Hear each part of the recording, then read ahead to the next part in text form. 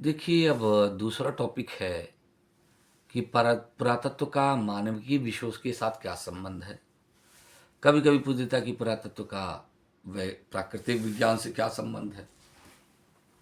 तो बच्चों, मानविकी का संबंध मतलब ये जो आप आर्ट एंड सोशल साइंस के जो सब्जेक्ट हैं उनको जोड़ के देख लीजिए। और प्राकृतिक विज्ञान से मतलब साइंस साइंस के साथ उसका क्या संबंध है। तो इस रूप में हम कभी-कभी क्वेश्चन पाते हैं, कभी-कभी दोनों का मिल जाता है। तो चलिए हम पहले बात करते हैं। देखिए, पुरातत्व प्राचीन अवशेषों के आधार पर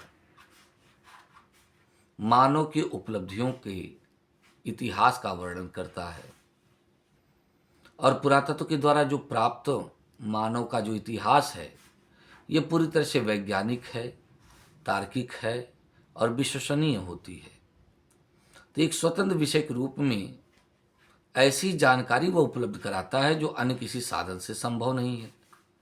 साथ ही साहित्यिक साक्ष्यों से जो सूचनाएं हमें प्राप्त होती हैं उनकी ये पुष्टि भी करता है, जिससे ये सूचनाएं क्या होती हैं, प्रामाणिक हो जाती हैं। तो पुरातत्व के अंतर्गत सर्वेक्षण, उत्खनन, मिट्टी के परीक्षण, परिरक्षण, संरक्षण, तिथि निर्धारण अनेक ऐसे चरण हैं जिनमें मानविकी और प्राकृतिक विज्ञान भी अपना क्या करते हैं, योगदान प्रस्तुत करते हैं। तो वो विषय कैसे पुरातत्व के क्षेत्र में महत्वपूर्ण भूमिका निभा रहे हैं या कैसे पुरातत्व उनकी मदद कर रहा है, ठीक है। तो सबसे पहले हम बात करेंगे पुरातत्व का मानविकी विषयों से क्या संबंध है। देखिए, पुरातत्व और मानविकी विषयों के बीच में एक क्या है, महत्वपूर्ण और एक अनिवार्य संबंध है, अपरिहार्य संबंध इसको कह सकते हैं, जिसमें इतिहास, भूगोल, नृतत्व विज्ञान, समाजशास्त्र, अर्थशास्त्र और राजनीति शास्त्र इत्यादि को समझा जा सकता है या रखा जा सकता है, जो पुरातत्व के क्या हैं, सहायक के रूप में दिखाई पड़ते हैं। जैसे इतिहास की बात करें, देखिए इतिहास का भी संबंध मानव के प्राचीन काल से है और पुरातत्व भी मानव के अतीत और अतीत में प्रयोग में लाए गए वस्तुओं का अध्ययन करता है। अतः दोनों विषयों का उद्देश्य तो लगभग समान है, लेकिन इतिहास की सीमा को मात्र वहीं तक माना जाता है जहां तक मानव ने लिपि का प्रयोग किया या जो मानव के जो लिखे गए जो प्राचीन काल के लिपियां हैं या साहित्यिक स्रोत हैं, ठीक है ना, वहीं तक बस इसका अध्ययन क्षेत्र माना जाता है। तो इस प्रकार से लिखित साक्ष्यों के आधार पर यह व्यक्ति विशेष का अध्ययन इतिहास का महत्वपूर्ण क्षेत्र है, जबकि पुरातत्व स्थान विषय विशेष के विषय में जानकारी उपलब्ध कराता है। अतः इतिहास उसे कह सकते हैं जिसका लेखन मनुष्य द्वारा किया गया, किंतु इतिहास मुख्य रूप से नामधारी व्यक्तियों और घटनाओं का वर्णन होता है। और इतिहास लेखन भी उसी प्रकार से नहीं किया गया जिस प्रकार से आज हम इतिहास को देख रहे हैं, सुन रहे हैं या पढ़ या समझ रहे हैं। तो भारतीय इतिहास लेखन की जो स्वतंत्र परंपरा है वह साहित्यिक साक्ष्यों में दिखाई नहीं देती है, क्योंकि या तो वो धार्मिक है या तो सामाजिक साहित्य है, तो कभी कभी यह राजनीतिक है, तो कभी कभी आर्थिक है। और इन्हीं में से इतिहास का वर्णन करना इतिहासकार का कर्तव्य है। लेकिन साहित्य के इन विधाओं का मूल उद्देश्य इतिहास लेखन नहीं है। अतः कभी कभी वहां पर देखते हैं हम, कवि लेखक की भावनाएं, कल्पनाएं, नैतिक बाध्यताएं क्या करती है, इतिहास को प्रभावित करती है। इसलिए यह विशुद्ध इतिहास लेखन में क्या है, बाधा का कार्य करती है ना। तो ये हिस्ट्री को क्या करती है, डिस्टर्ब करती है। तो इन चीजों को इतिहास से अलग करने के लिए या उनको परखने के लिए या सारगर्भित इतिहास लिखने के लिए हमें पुरातत्व की मदद लेनी पड़ती है। और ये जो पुरातत्व है इतिहास को तिथि निर्धारण करने में महत्व प्रदान करता है, उनकी सूचनाओं को प्रमाणित करने में मदद करता है। चाहे अशोक हो, खारवेल हो, रुद्रदामन हो, चाहे गुप्त काल का स्वर्ण काल हो, इन सब का जो इतिहास है, या बहुत सारे ऐसे राजा हैं, उन सभी को क्रमबद्ध रूप प्रदान करना, उन्हें स्थान देना, सभ्यताओं संस्कृतियों का अध्ययन करना, इन सब के द्वारा इतिहास को एक व्यापक रूप प्रदान करना, इतिहास को प्रामाणिकता प्रदान करना, पुरातत्व क्या है, एक महत्वपूर्ण भूमिका निभाता हुआ नजर आता है।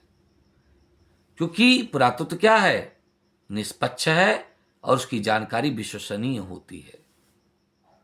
ठीक है, तो इस प्रकार से इतिहास के जो साहित्यिक स्रोत हैं और पुरातत्व, जब हम इन दोनों का सम्मिलित रूप से अध्ययन करते हैं तो एक प्रामाणिक इतिहास लेखन हमारे सामने प्रस्तुत होता है। अब हम बात करते हैं बच्चों पुरालिपि शास्त्र। देखिए, प्राचीन काल से ही शिलाओं, शिलाखंडों यानी स्टोन इंस्क्रिप्शन की बात कर रहा है। जो प्रस्तर खंड हैं, पिलर्स हैं, स्तंभ हैं, धातु पत्र हैं, मेटल के, मृदभांड मिट्टी के बर्तन, मृत पट्टिकाएं, अनेक वस्तुओं पर, चाहे लकड़ी हो या कपड़े हों, तो क्षरणशील हैं। तो ये जो हैं, ये क्षरणशील नहीं हैं, तो इन पर कई अभिलेख अंकित किए जाते थे।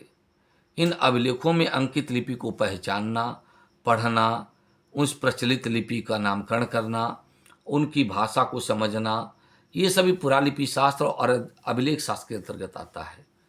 तो इन सभी का अध्ययन और उनसे प्राप्त जो निष्कर्ष है उसको, उसका वर्णन करना पुरातत्व का क्या है, महत्वपूर्ण योगदान है, जो किसी भी भाषा और लिपि को समझने में मदद करता है। भूगोल, देखिए, भूगोल से अलग मानव के अस्तित्व की कल्पना ही नहीं की जा सकती।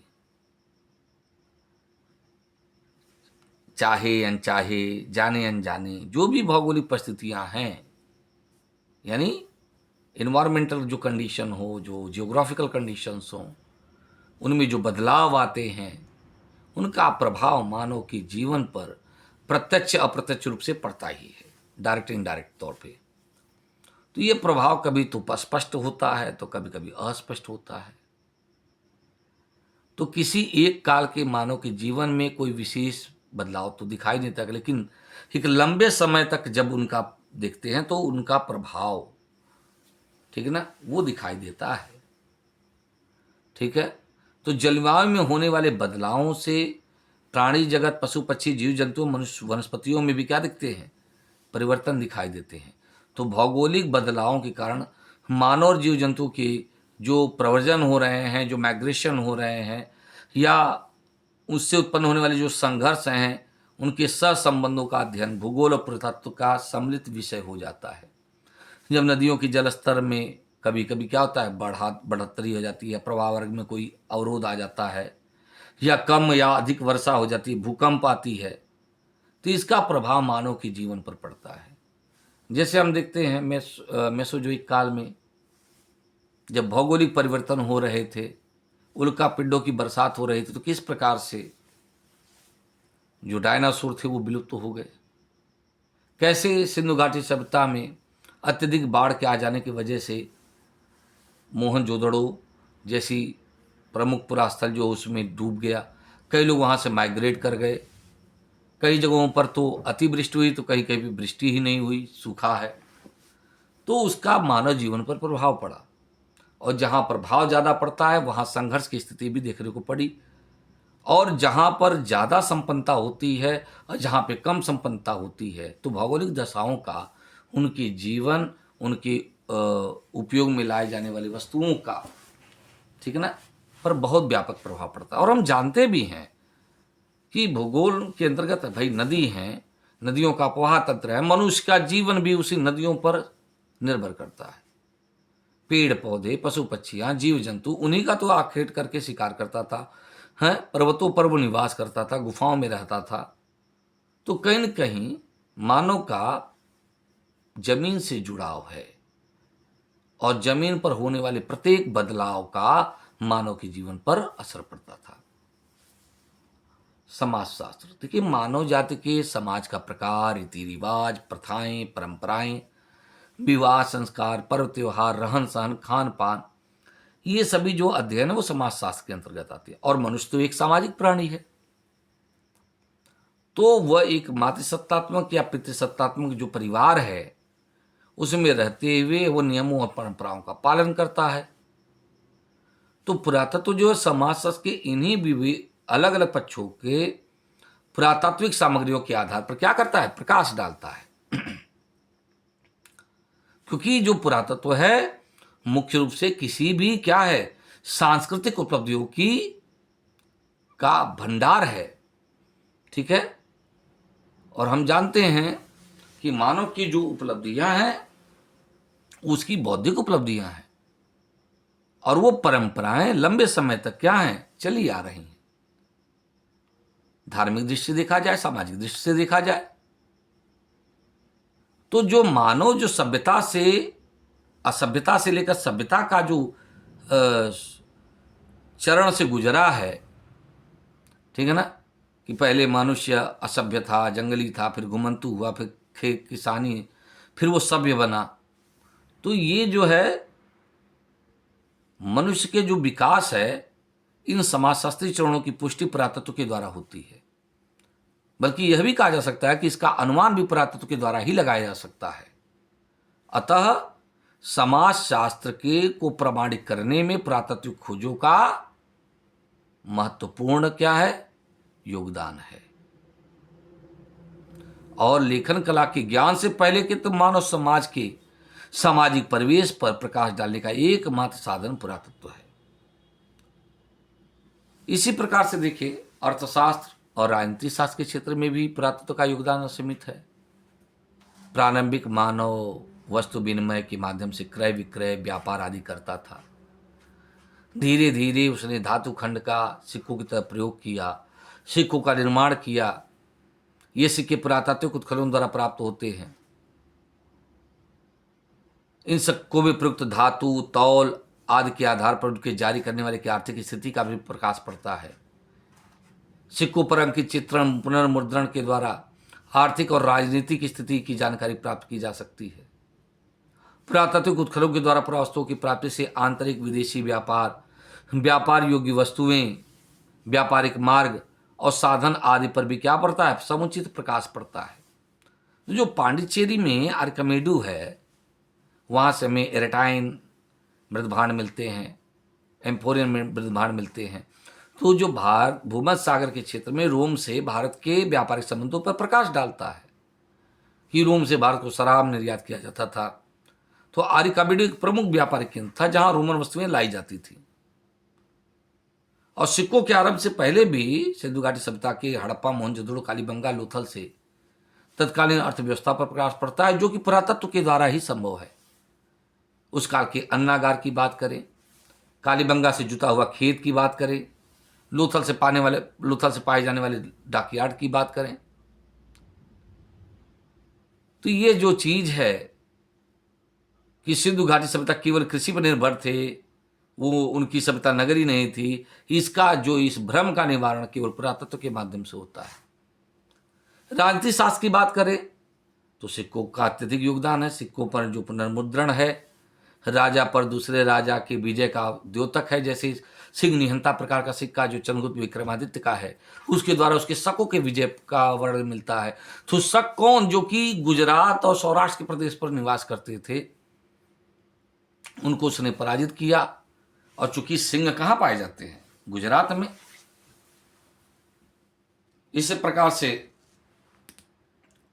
जो खड़ग निहंता प्रकार का सिक्का है कुमारगुप्त का, उसके असम विजय की सूचना देता है। समुद्रगुप्त का व्याघ्र निहंता प्रकार का सिक्का उसके बंगाल विजय की सूचना देता है, ठीक है ना। राजा रानी प्रकार का सिक्का जिसपे लिच्छवी अंकन है, उसके द्वारा लिच्छवियों और गुप्तों के बीच होने वाले वैवाहिक संबंधों की पुष्टि होती है।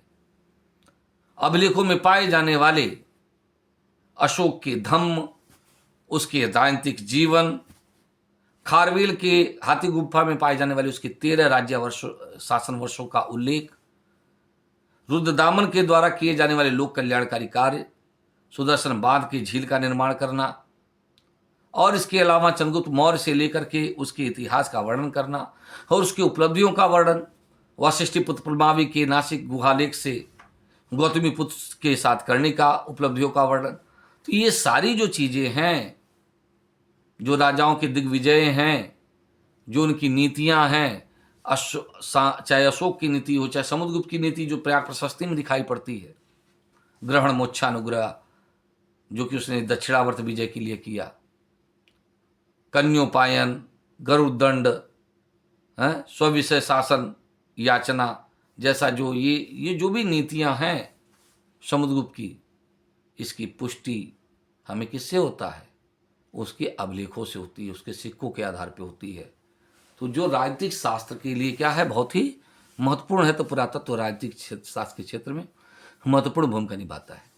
अब नृतत्व विज्ञान की बात करें तो नृतत्व विज्ञान मानव की शारीरिक सज्जता के साथ सांस्कृतिक पक्ष का अध्ययन करता है। इसी के अंतर्गत भाषा आदि का विवरण भी सम्मिलित होता है। तो नृतत्व विज्ञान तो मुख्य रूप से आदिम जनजातियों के विषय में जानकारी उपलब्ध कराता है कि कैसे उनका शिकार करने की प्रवृत्ति है, फल मूल कैसे वो एकत्र करते थे, कैसे वो जीवन निर्वाह करते थे। तो नृतत्व शास्त्र और पुरातत्व विधि में साम्यता है और भेद भी है, क्योंकि नृतत्व शास्त्री जीवित आदिम जातियों के शारीरिक संरचना और खान पान आदि आदतों का, परंपराओं का अध्ययन करता है, जबकि पुरातत्वविद मानव निर्मित उपकरणों, औजारों, मृत भांडों का। किंतु फिर भी पुरातत्व और नृतत्व विज्ञान में एक दूसरे का क्या है, सहयोगी स्वीकार किया जाता है। कला की बात करें तो पुरातत्व कला का भी संबंध अत्यंत सुंदर और शिव है। पुरातत्वविद जो होते हैं वो कला मात्र कला न होकर उसके रचयिता के इतिहास का दर्पण मानता है। यह कला मूर्ति कला, चित्रकला, उत्कीर्ण कला, मृदभांड कला किसी रूप में भी हो सकती है। कला के आधार पर हम उस काल के सांस्कृतिक संबंधों, धार्मिक, वैचारिक मान्यताओं, परंपराओं के इत्यादि पर विस्तृत प्रकाश पड़ता है और उनके निर्माण तकनीक के बारे में भी जानकारी प्राप्त होती है। तो इस प्रकार से देखें तो जो कला का अध्ययन है, ठीक है ना, उस पर क्या क्या कोई विदेशी प्रभाव है या देशज प्रभाव है, इसकी भी पुष्टि हमें पुरातत्व के माध्यम से प्राप्त होती है। और कला को जीवंत रूप प्रदान करना पुरातत्व का एक महत्वपूर्ण योगदान देता है। तो ये मानविकी विषय का है। तो अगले टॉपिक में हम पुरातत्व का प्राकृतिक विज्ञान से क्या संबंध है, इस पर हम बात करेंगे।